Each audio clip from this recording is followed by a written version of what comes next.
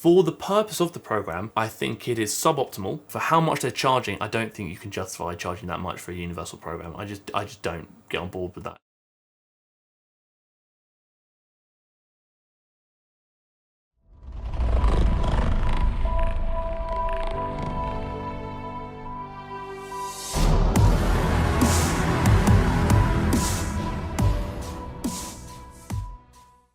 Welcome back to the channel, and welcome back to another video in which I discuss something that somebody else has done to then educate people who are interested in what this person has done and what could be done slightly differently. We'll go with that. It's not very catchy, is it? We're looking at Kathryn and Kendra, the KK Fit twins, and instead of looking at their lifting, which I have already done a video on in the past, but now we're going to talk about something a bit more than that. Before I elaborate, I must do a few things. Again, you've absolutely smashed the like goal, and again, I can't thank you enough, but we're going to go for it for I want to say fifth time. We're going for another time, in which case we're shooting for 1,000 likes in the first 24 hours. That is the goal, and if we did that, that'd be bloody fantastic, and I would be a big smiley boy.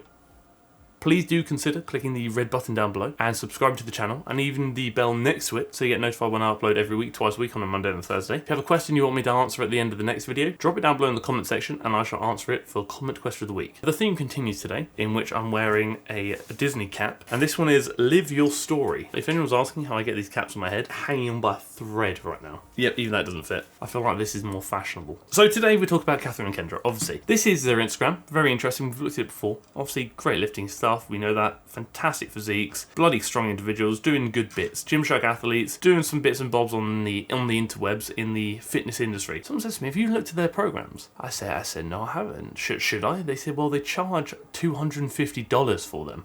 I said, hang on a second. If I'm paying you $250 for a program, it's not even tailored, it's just a universal program. I fully expect Kathryn and Kendra to turn up at my house and hand deliver that program to me with a Gymshark package and a customized Disney princess cap with my face on it. And that's a lot of money for I don't want to say generic, but a universal program, we'll say. I'm a bit like, let's have a gander. And you know what? We're going to have a gander. This is a website, very nice. Gonna be honest, big fan of pink. Let's have a look. So we've got the cutting with KK Fit, $247.99. Tell me what's included. This 12-week course has been specifically customized for individuals who are seeking to lose body fat, enhance strength, and are mentally and physically more ready than ever to achieve their ideal body composition. Oh, the value and importance of maintaining strength through a calorie deficit/cutting phase. I respect that. Maintaining strength when in a deficit is extremely important if you're trying to maintain muscle mass. I like that. Talk about macros again. Doesn't appeal to everybody, and you don't have to track macros if you don't want to. It's just a means of tracking calories, essentially. Kathryn and Kendra are not doctors or registered dietitians. I respect that. They are certified personal trainers. I'm interested because, to be honest with you, training regarding the resistance side of things shouldn't really change massively whether you're in a surplus or a deficit, whether you're bulky or cutting. You should still try and push close to, if not to, failure with your workouts, your resistance training. You should still try and progressively overload if you can. You should still maintain a good amount of volume and potential frequency with high intensity. All these fundamental factors kind of remain the same. There used to be a big misconception back in the day, which I did believe for a long time when I was younger, which is, if you want to diet down, you go lighter weight, higher reps, and that's how you get shredded for summer sort of thing. No, that's not it. Honestly, that could result in unnecessary muscle mass loss depending on the intensity. Granted, we know we can grow in all rep ranges. If your intensity isn't there, you're not really making the muscles have to do anything to be there. Obviously, we're team ForNever lean. So let's have a look at the bulking one, and it shall appear on screen. So this is only a 10-week course, which is interesting because ultimately, realistically, when you are looking at a surplus like a gaining phase and a deficit like a cutting or dieting phase, you should more than likely spend more time in a surplus than in a deficit. It's a lot harder to gain muscle than it is to lose fat. Again, depending. Common methods of progressive overload. This is actually quite an interesting one because a few people have asked me before, is progressive overload just lifting more weight? And no, not necessarily. There are other means of doing so. Increase weight lifted, yep. Weight the same, but increase the number of repetitions, so increasing volume. Weight of repetitions the same, decreasing rest. Technically, yes, decreasing rest is a form of progressive overload, but it's probably not one I would actually recommend because ultimately if you're pushing to failure or close to, you need that rest. Same load, same repetition, slowly keep those muscles under tension for a longer period of time. Yes, technically increasing the time under tension is a means of progressive overload because you're making the movement harder. But again, just like decreasing rest periods, it's probably not one I would recommend because, as we already know, the fundamental principle when looking at building muscle, which is obviously the purpose of this goal, is obviously progressive overload, and that primarily comes through mechanical tension. So mechanical tension is the big thing to consider when looking at getting bigger and gaining the muscles, whereas time under tension is not as important as you might think. So deloading is an interesting one. Yes, deloading is very important because obviously your CNS does get heavily taxed when you are doing the liftings, as does your body in general. Everything feels a bit tired, a bit fatigued. Regarding this, so it's a 10-week program and they're deloading twice in this 10 weeks. Personally, again, this very much depends on the individual. I'm a big believer in deload when you need to deload. But if you're deloading, let's say once a month, you're spending a pretty significant portion of the year deloading. Rest is important, but excessive deloading I think is unnecessary, and I would deem this to be potentially for most people excessive. I deloaded a few weeks ago for the first time since gyms reopened back in April. I haven't needed to, especially in a surplus where I'm kind of in a heightened state of recovery because I've got the extra calories and stuff. I haven't really needed to deload, so I haven't. I don't really buy into the you should deload every 4 weeks because you don't know. I used to do that, and essentially I think it limited my progress quite significantly. You need to deload as often as you need to deload, and how often that is depend on you, your body, and how you feel. So if you say, look, I've gone into the gym, I can't progressively overload, it's been like this for a couple of weeks, if anything I'm actually regressing, I feel really tired, motivation's gone down the pan, these factors where things aren't what they should be, consider a deload. You drop the weight by 40 to 60%, whatever you want to do, you essentially do less than you would normally do. You can drop weight, you can drop volume, whatever it is. Take the time to nail technique and treat it as active recovery, but it doesn't have to be a week. You deload for a few days if you prefer, it's really up to you. But I would usually in most cases prefer a deload over a rest week. Someone did actually ask that, is it okay to take a rest week every 8 weeks or so? If you're going to do it, I prefer a deload because then you are still active, you're still doing something through resistance, and you are maybe perfecting technique or improving technique because perfection doesn't exist. Positive mindset checklist, this is quite cool. I like that. Anything mindset related or mental health related, I do appreciate them. Is training to failure okay? No, you will train a lot more efficiently by avoiding failure. We recommend training to an RP of 9, meaning you have 1 rep left in the tank. So RP, rate of perceived exertion, goes from 1 to 10, 10 being failure, 9 being obviously 1 in the tank, 8 being 2 in the tank, etc, etc. From the studies I've read, there is little difference regarding the building of muscle between training to failure and training extremely close to failure. So like 1 or 2 reps perhaps. I don't like the idea of like clean bulking or dirty bulking. I understand what it means. I think it's kind of like an unhealthy promotion of like good and bad foods and like clean and dirty foods. Food is food. Do you know what I mean? And you eat for your goals. And if your goal is eating for happiness, and you know, I fully support it. Supplements is gonna be interesting. So pre-workout, again, if you need it, go for it. But if you don't need it, don't bother, don't waste your money. They have a time and a place. Creatine, if you're gonna get any supplement for kind of training, I would say creatine is probably one of the best ones you can get. I'm a big fan of creatine. It's also the most researched supplement on the market. It's also extremely cheap. If you're paying an arm and a leg for creatine, go to your creatine dealer and say, no thank you, I want a refund. 5 grams a day, every single day without fail. So they don't really push supplements, I respect that, that's decent. Determining macros, yeah, this is all like basic information, to be honest. Like this is just very standard stuff. The split itself, I'm not a massive fan of, to be honest. That's a lot of frequency.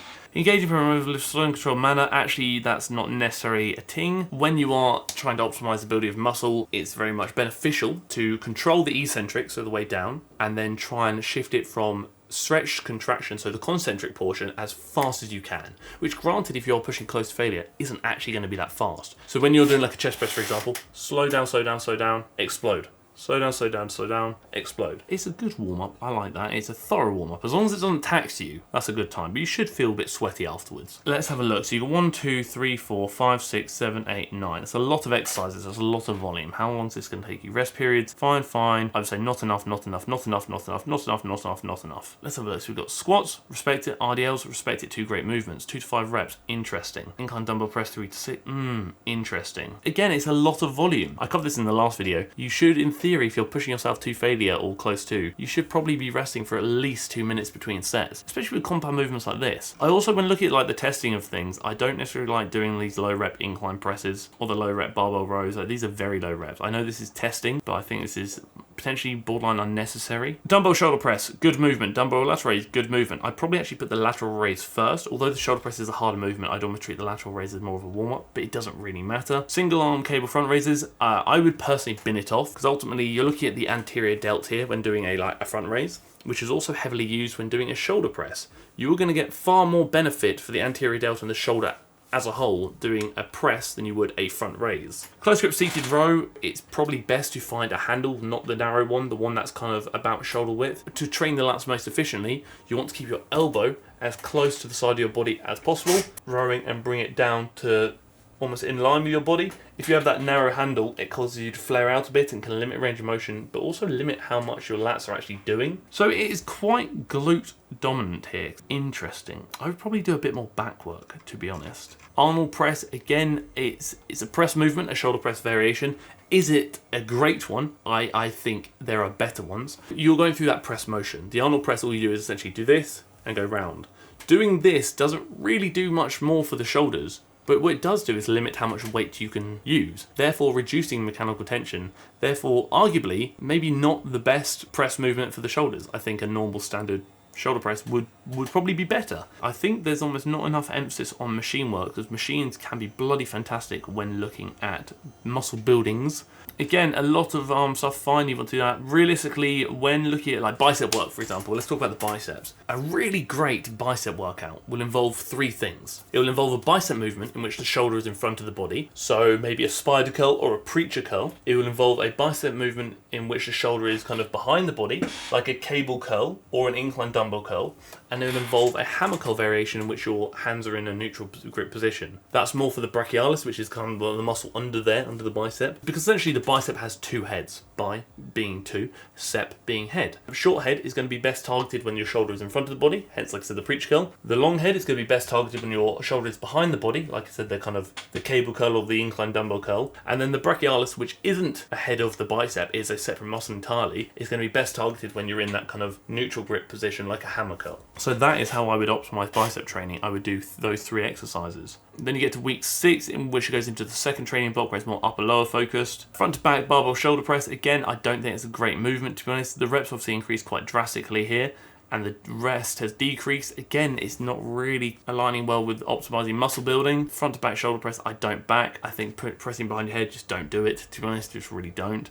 Lateral raise to front raise, again, I'd just do the lateral raise. Now you switch to sumo deadlift. Ideally, you should probably deadlift in the stance that you're most comfortable with and the one you can lift the most amount of weight in. Again, most comfortably. Preacher curl, solid movement, I respect it. There's a few things I'm going to notice with all of these workouts, which you can kind of see. The movement selection is okay. Some movements I'm like, yeah, solid movement. Other movements I'm like, probably not. Number 2, rest periods. There's not sufficient rest, especially if you're taking it to, if not close to, failure. Number 3, volume. Excessive volume. So really excessive, to be honest. You're doing anywhere from 9 to 10 exercises per workout, and that is just excessive. That really is. The sets are consistently around the 3 mark. That's 30 sets per day. That is excessive. So movement selection is very important. I know when you are doing like movements, you want to keep it fun, you want to keep it spicy. But let's say you are trying to optimize the building of muscle. You must do movements that essentially do just that. Movements that allow you to go through the desired range of motion for that muscle, whilst allowing you to lift essentially the most amount of weight. That's why I would choose a dumbbell shoulder press over an Arnold press. The rest, I've said before, I covered last week, I covered again earlier. If you're resting less than 2 minutes per set, probably not doing great bits and bobs. You want to essentially rest enough so you can have the best chance as possible at matching the reps you did in the last set. But if you can match the reps you did in the last set, you probably didn't take that set hard enough, you didn't push it hard enough, because you shouldn't be able to, but you should get as close to it as possible. Excessive volume. Realistically, if I'm doing a workout that's going to optimize muscle building,